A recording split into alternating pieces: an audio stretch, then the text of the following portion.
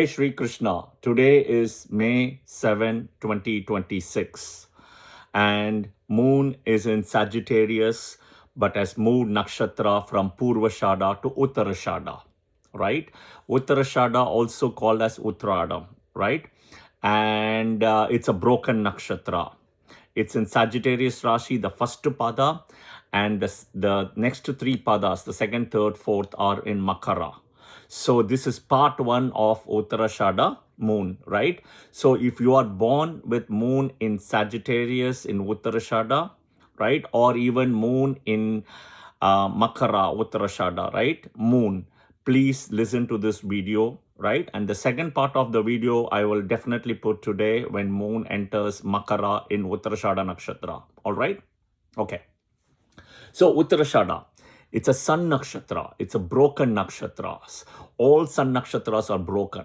Okay, they start in Aries, Mesha Rasi, and end in Rishabha for Kritika.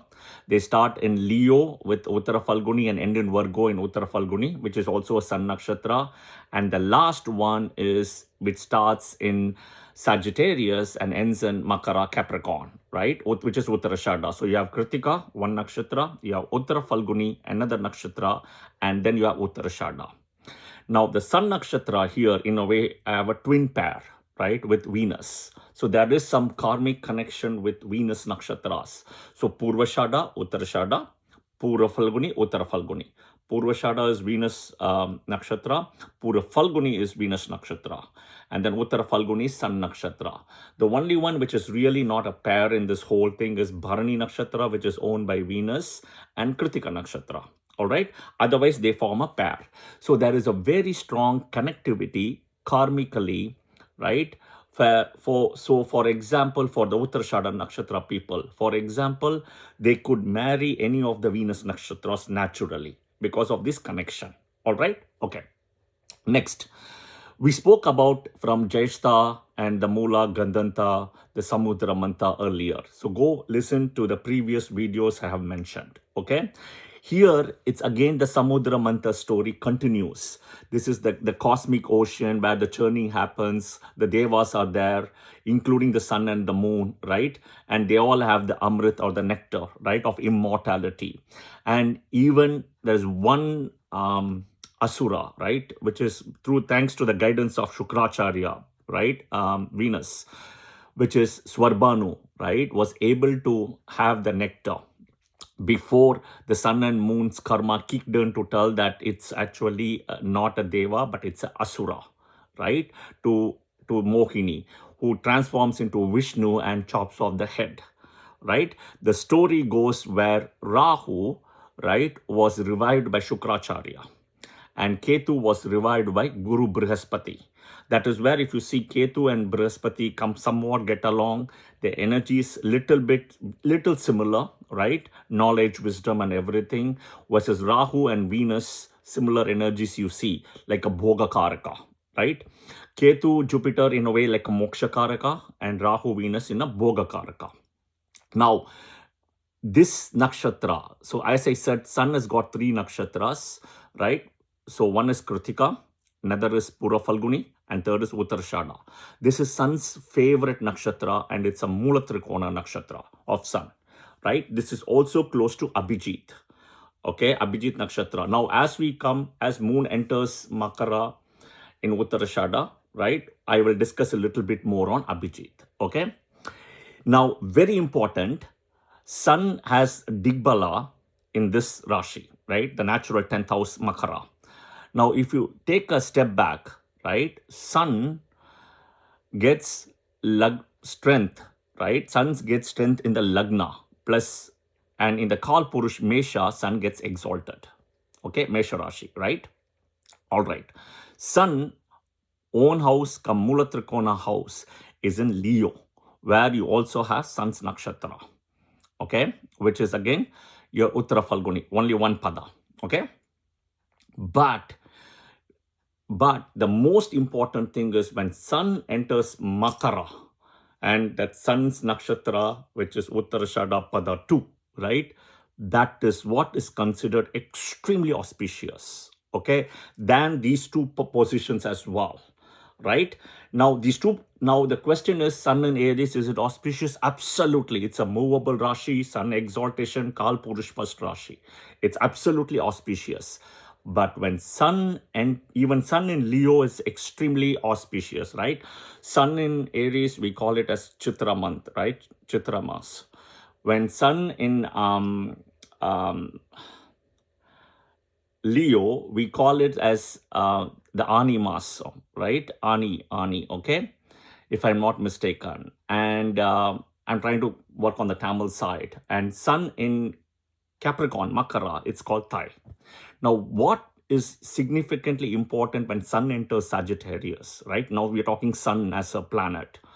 That is called Margai Masa, right? That is called Margai Masa, right? Now, Sun in Sagittarius triggers Brahma Muhurta for the Devaloka, okay? Sun in Makara, right? Makara Rashi, when it enters Uttarshadha Pada 2, right? Triggers the daytime, sunrise time for the Devaloka, right? That is where, if you see, even in Mahabharat, Bhishma wanted to wait for Sun to enter Makara, which is also called Uttarayana. Sun enters Cancer is called Dakshinayana. So this is a very, very auspicious thing. Okay, and this is the natural 10th house in Digbala. Now, one can also say Sun is in an inimical Rashi of Saturn, right? But it enters in his own Nakshatra here also in a way, right? And Sun is also Shashtashtaka to its own house, Leo. It's kind of 6-8 to Leo, okay? But it is the daytime of Devaloka, right? It is daytime where you get all the blessings. That is why the Margai Masa, which is the Brahma Muhurta, Sun in Sagittarius and Sun in Makara, becomes extremely important, okay? All right. Next is, if you look at it, we spoke about Sun Mula Trikona Nakshatra. We spoke about the special thing. All right. Now we're talking about Moon. When Moon comes to Moon in Sagittarius, from Sagittarius to Makara in its own in Uttarshadha Nakshatra, it will aspect its own house, Cancer. Okay, 7th house. So naturally, the Uttarshadha Nakshatra people, right, they will get along very well typically with most of the nakshatras. Okay, but we will look at some of the negative attributes, or some of the attributes they need to work around, rather than, I would say, negative. They will get along with the Sun Nakshatras very well, the Moon Nakshatras extremely well, the Mars Nakshatras very well. With the Venus Nakshatras, there is some kind of karma associated. Like I said earlier, right? The twin pair coming in. So if it is a Bharani Nakshatra or a Pura Falguni, right, which is Venus Nakshatra, or if it is Bharani, Pura Falguni or Purvashada, they have some kind of a karma. It can be a family karma. They will get into a spouse with, the spouse will be one of these nakshatras, or the father, the mother, those things will come. Okay, because of the twin pair. The Mercury nakshatras, right, where Ashilesha, we have Ashilesha, Jyeshta and Revati. That is a whole different karma they have to cross. And the reason I say that, if you see the Sun Nakshatra here, Uttarshadha, will be exactly opposite to Saturn Nakshatra, Pushya and Ashilesha, which is Mercury Nakshatra. Okay. Now, in this Rashi, right, as I said, it's Uttarayana start, and there are 3 friendly nakshatras in a way, right, of Sun. If Moon is entering here, Sun Nakshatra, Moon Nakshatra, Mars Nakshatra, all of them in Capricorn, okay, which is, the Rashi is owned by Saturn. Now, do understand, Saturn's Mula Trikona is in Aquarius, not here, but the energy is here. Mars gets exalted, Jupiter gets debilitated in this Rashi, okay? All right. Now, the important part of this is, right, the deity associated is Ganapati or Ganesh. Then the 10 Vishwadevas, which we will look into when Sun, when the Moon moves to Capricorn, the 2nd, 3rd, 4th pada in Uttarshadha, which will be in part 2. Okay, so first always pray to Vishwadevas and Ganapati, right? Pitrus become a very important part of this nakshatra also. The main nakshatra for Pitrus is associated with Magha, but this also has a very, very finite energy, right? And a very strong energy as well for the Pitrus, all right? The number associated with Uttarashadha is 4, 10 or 12. 4, 10 or 12. So any times you pray to, use the number 4, 10, or 12. Okay. Now, Lakshmi, Mahalakshmi, right, is born in this nakshatra. Okay, this is Lakshmi's nakshatra. In a way, you can see the Venus connection is also happening here because Lakshmi is born in this nakshatra.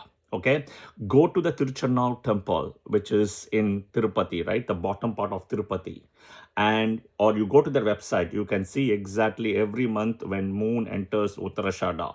That is where they will do special pujas for Lakshmi. So if you have to go to get the blessings of Lakshmi, go when moon is in Uttarshadha nakshatra. Okay, it can be in Sagittarius, it can be in Makara, but Makara is auspicious, extremely auspicious. Okay, go there, get the blessings of Lakshmi on that particular day, right? And your wishes will be fulfilled. Okay, all right. Now, the moon in Sagittarius in Uttarshadha has dual nature because of the dual rashi, right? So little bit you will see the dual nature, but only for those people who has moon in Sagittarius in Uttarshadha. The minute moon comes to Makara and it's Uttarshadha, right, the duality is out. There's no more duality. Okay, so that is something to look at. Now, I also said Ganapati is involved in this, so like an elephant tusk, right? This nakshatra, elephant tusk, is also involved in this. This nakshatra is later victory. Okay, later victory, final victory. You see how the Amrit came last in the Samudra Manthan, right? Amrit did not come first. You had a lot of things coming out, including the Halahala poison, lot of, then you had Dhanvantri coming out, you had Kamadhenu coming out, you had Soma coming out, lot of them started coming out. You had the special tree which was coming out, Airavata coming out, okay? But Lakshmi came last, and then came with Lakshmi, then also Amrit came as well, followed by Lakshmi as well, right? So the best things always come last for Uttarshadha Nakshatra, okay? So you have to be patient, all right? That is something very important. Now, there is a big responsibility for people born in Uttarshadha, okay? Why? Because it's a combination of Sun and Saturn. I kind of showed everywhere where Jupiter and Venus, how they met, right? For Purvashada and Visakha, how there was like, one is the Rashi Lord, one is the Nakshatra Lord. Same thing, we'll do Shravana Nakshatra tomorrow. You will see where Moon and Saturn meet in two places, okay? Moon and Saturn meets in two places. One is in Pushya Nakshatra, where Saturn is the Nakshatra Lord, Moon is the Rashi Lord, which is Cancer here, right? Other place is Shravana Nakshatra, where Moon is the Nakshatra Lord, Saturn is the Rashi Lord. So everywhere kind of you will see this pattern, right? But only one place you will see Sun and Saturn meeting in the whole Rashi, which is in Uttarashada Nakshatra, Sun Nakshatra in a Saturn Rashi. Saturn Nakshatra won't go anywhere in Sun Rashi, okay? But Sun Nakshatra will come in Saturn Rashi, right? So this is something very important to note, okay? Now, they will come into authority position, okay? They will become a king. But I always tell Uttarashada Nakshatra people are not made for kings, okay? They are king makers, okay? They have the ability to make kings rather than be a king. So there is a difference between kingmaker and king, okay? The way they realize it, a self-realization happens, they have to walk away from the position of the king, okay? The purpose is bigger for a Uttarashada Nakshatra people. All right.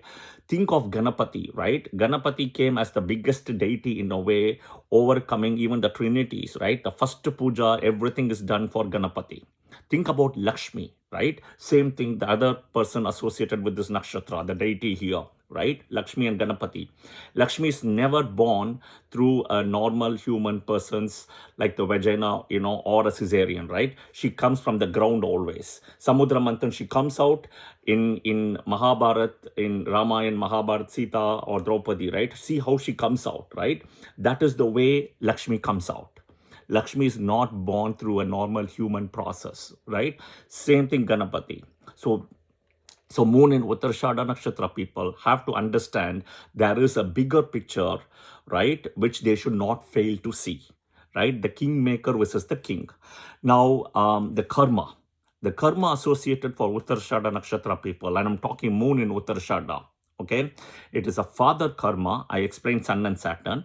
It's a mother karma because moon comes to the karma house here, right? Even though it's aspect its own house, it's a natural Kal Purush 10th house. Okay, karma house. Okay, second. Third one is teacher karma, guru karma, right? Why? Because moon in Uttarshadha is where Jupiter, Brihaspati himself gets debilitated, the nakshatra, right?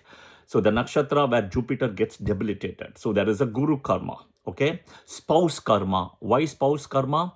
There is a connectivity as a twin pair between Purvashada and Uttarshada, right? And Purvashada is owned by Venus. Venus is considered for the spouse, yeah? All right. 4. The last one is the karma of Rahu. Swarbanu, but specifically Rahu karma.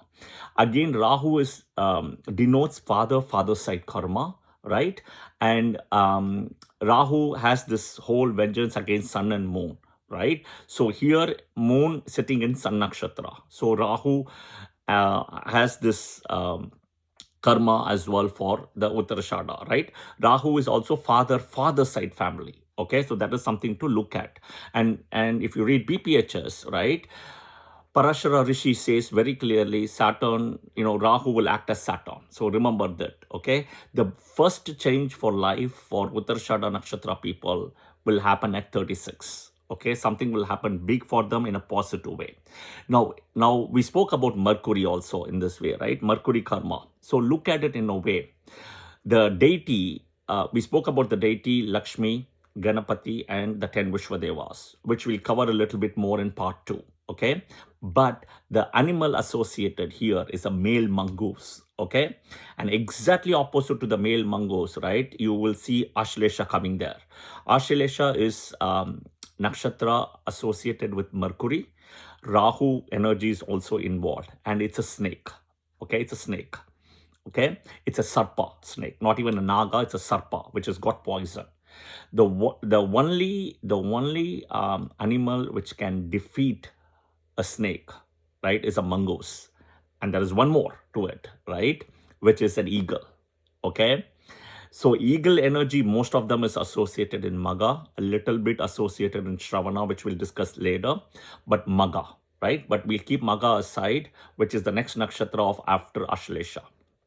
Okay, but coming back, the only animal which technically speaking, the snake can be defeated is both mongoose and eagle, right? And both of them will use the wind energy, right? They won't attack the eagle in the ground. If you see very clearly, the eagle will take the snake in the air and start then crushing the snake. Same thing, mongoose will start jumping in the air and attack the snake, right? The snake is very powerful in the ground, earth energy, okay? All right. Now, the important thing is, right, the parts, the body parts associated with Uttarshadha is thigh, waist, and hip. Thigh, waist, and hip. These are the areas to look at.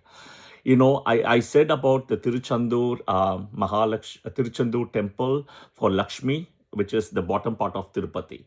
Always go to Lakshmi temple first before you go to Vishnu. That is the reason, because Uttarshadha comes first and then Shravana, which is Vishnu for the Tirupati. People in other parts of India, if you're not able to come to the Tirupati side, right, which is in the southern part, you can actually go to the Kolhapur Mahalakshmi temple, which is also Uttarshadha. Okay, and what you will also see is one of the, at least I have seen, is one of the gigantic biggest Tula, right? The balance, the Tula, the Libra balance, you will see. Okay, now speaking of Tula, the Tula sign, we'll do that in part 2. It is in Libra. Okay, the Libra rashi has it, but the only nakshatra which has the Tula sign, the Libra sign, right, it's Uttarshadha, right? Because of Sun and Saturn, the dharma and karma, right? And here it's very important is there is the strong affinity for Uttarshadha with the Tula sign. Okay, and you also see that Lakshmi is also connected with Tula, right? In a way, Tula Bara Lakshmi is connected, and also in every Lakshmi temple you will see the Tula. Okay, and in a way, Uttarshadha people are connected with Mahalakshmi because of her nakshatra. Okay, now the energy is at the end part of the room. Okay, there is no pairing for this nakshatra. Okay, the only pairing which was there was Abhijit Nakshatra, which was removed by Lord Krishna in Mahabharat. Okay, so the day when Uttarshadha Nakshatra people, specifically, who meet people by name Abhijit, okay, Abhijit, by name Abhijit, or who are born in Uttarshadha Pada 4, which is close to that Abhijit Nakshatra, right? Their life will change significantly for the good. Okay, if you're not able to get married, because Uttarashada Nakshatra people, marriage is a little bit of a challenge because of the Sun and Saturn, the karmasthana, the work kind of a thing, and there is no pairing as well for Abhijit, right? Go and visit Lakshmi first on Uttarashada Nakshatra day, which is also your nakshatra, right? And things will change rapidly in the marriage front as well. Okay, next is last one. Okay, I will tell you is year 2020. Okay, year 2020 would have been very difficult for moon in Uttarashada Nakshatra people. Okay, the Saptarishi associated with Uttarashada is Kratu. Okay, Kratu. So you can always say the shloka Om Kratuve Namaha, right? Then Vishwadevas, Om Vishwadevaya Namaha, right? Ganapati is there, Lakshmi is there, Om Ganapatiye Namaha, Om Mahalakshmiye Namaha, right? And then you have the Libra sign we spoke about as well. The number is 4, 10, or 12. You can do, yeah? And the people who are born in moon in Uttarashada, the Nakshatra temple, right, is Sri Meenakshi Sundareswara temple. It is in Sivagangai district, and it's a place called Kiyapungudi, right, which is near Madurai district, Melur, that is the place. I repeat, Sri Meenakshi Sundareswara temple, Sivagangai district, okay? And please go to this temple when moon is in Makara, specifically Uttarashada, if you want to get married. Okay, this is a very auspicious temple where every year they also do on specific days of the year as well. They do the so-called Meenakshi Tirukalyanam as well here, right? It's a very auspicious temple. Please go when moon is in Sagittarius or in Makara, but Uttarashada Nakshatra. Yeah. So this is only part 1. I will try to do definitely sometime during today the part 2 as well. All right. Om Gam Ganapatiye Namaha, Om Mahalakshmiye Namaha, Om Kratuve Namaha, Om Vishwadevaya Namaha. Jai Shri Krishna.